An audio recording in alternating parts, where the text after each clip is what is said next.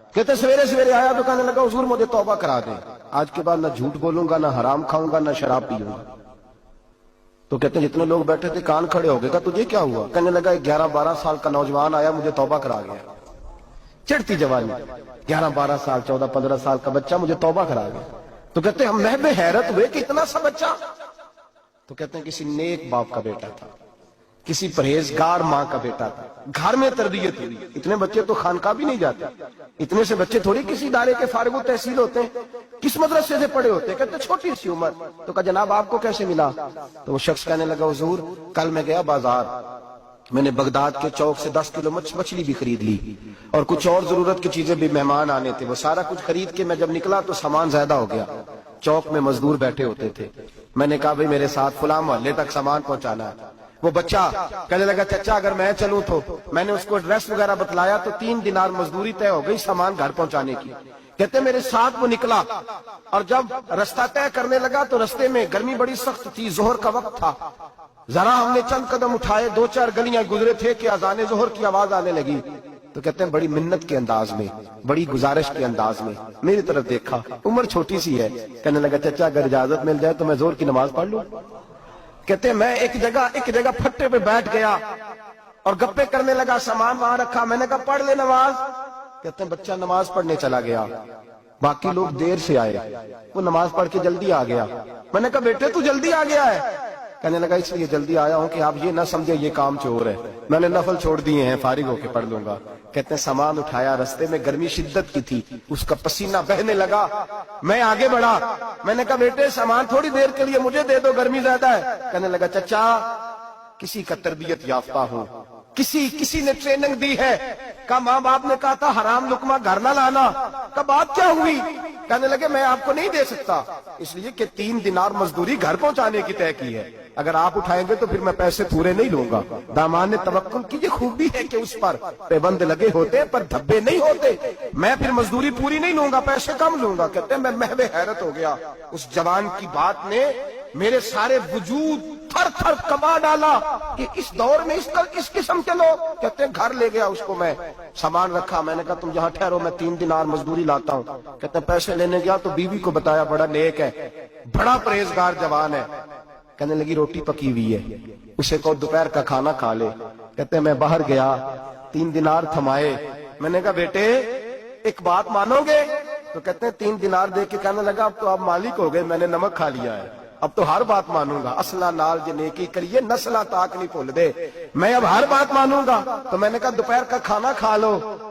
کہتے ہیں اس کی گردن جھک گئی اور بڑے دھیمے لہجے میں کہنے لگا میں نہیں کھا سکتا، میں نے روزہ رکھا ہوا ہے، روزہ رکھا ہوا ہے، نفلی روزہ رکھا ہوا ہے۔ کہتے ہیں میں اور پریشان ہوا، میں نے فوری طور پہ سوال کیا کہ اب تو کدھر جائے گا؟ تو کہنے لگا اب میں کہیں نہیں جاؤں گا، میرے 1 دن کا خرچہ میرے ماں باپ نے جو ڈیوٹی لگائی ہے وہ 3 دینار ہے، پورا ہو گیا ہے، اب میں باقی جو وقت بچے گا یا قرآن پاک کی تلاوت کروں گا یا محمد عربی پہ درود و سلام پڑھوں گا، میں اب کوئی اور کام نہیں کروں گا۔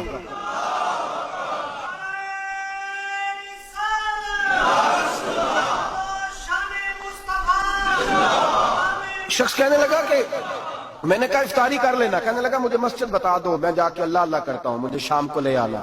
افطاری ہمارے ساتھ اس کی طے ہو گئی، مسجد چلا گیا، مغرب بعد لینے گیا تو کہنے لگا عشاء کے بعد آنا، اب تو میں نے پانی سے افطار کر لیا، کھانا کھانے جاؤں گا تو جماعت رہ جائے گی۔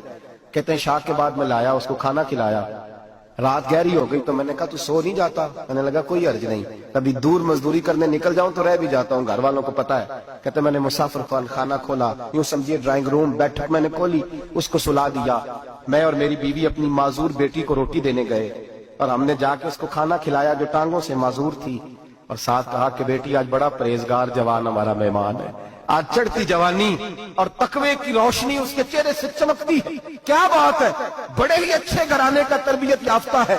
کہتے ہیں بچی کو کھانا کھلا کے لوٹے، اپنے کمرے میں سو گئے، بیٹی اپنے کمرے میں لیٹ گئی، ترس گئے تھے کہ بیٹی قدموں پہ چلے۔ تہجد کا وقت ہوا تو دروازے پہ دستک ہوئی، بڑی بے چینی کے ساتھ اٹھے میاں بیوی، کون ہے؟ بیٹی کی آواز آئی ابا جی دروازہ جلدی کھولیں۔ کہتے ہیں کلیجے پھٹنے لگے، ذہن بکھرنے لگے، سوچے ہیں کہ وہ 2-1 منٹ ہمارے اوپر پہاڑ بننے لگے، دروازہ کھولا تو وہ بیٹی جس کے لیے ترس گئے تھے کبھی چلے گی، وہ اپنی ٹانگوں پہ کھڑی ہے۔ कभी दौड़ के उधर जाती, कभी दौड़ के इधर आती। बेटियां परेशानी का फोन कर दे तो फिर भी आंसू निकल आते हैं, और बेटी घर में खुशी आ जाए तो फिर भी माँ बाप रो के ही शुक्र अदा करते हैं। इनके लिए रोते ही रहते हैं, कहते मैं तड़प गया। बीवी भी रोने लगी, बेटे ये क्या हुआ, हम तो मायूस होने लगे थे माज़अल्लाह कि अब तू ठीक नहीं होगी, क्या हुआ। कहने लगे अब्बा जी अम्मा जी आपने बताया ना नेक जवान आया है, नेक आया है, तो मैं आप चले गए तो मेरे दिल में ख्याल आया, ऐ अल्लाह अगर वो वाकई नेक है तो उसके सदके मुझे शिफाई अता फरमा दे। या अय्युहल्लज़ीना आमनू इत्तक़ुल्लाह वब्तगू इलैहिल वसीला, ऐ अल्लाह सेहत ही दे दे। कहते अभी मेरी दुआ भी पूरी नहीं हुई कि मेरा वजूद हरकत करने लगा, और ये देखो मैं उठ के खड़ा हो गई हूँ। कहते हैं हम लोगों ने ये देखा तो भागे उसके कमरे की जानिब, जब दरवाजे पे हाथ रखा तो दरवाजा खुल गया, आगे गए तो पलंग खाली था, एक रुक्का छोड़ गया है। कहने लगा मुझे पता है मेरी हकीकत खुल गई है, मैंने ये करामत कोई कंपनी की मशहूरी के लिए नहीं दिखाई कि लोग मेरे पीछे भागने लगे, मुरीद होने लगे, तवाफ करने लगे। मैं तो अल्लाह का बंदा हूँ, अगर तुम्हें मुझसे जरा भी प्यार हो गया है तो फिर मेरे पीछे ना भागना, अल्लाह की बारगाह में झुक जाना, फिर गुनाहों से तौबा कर लेना।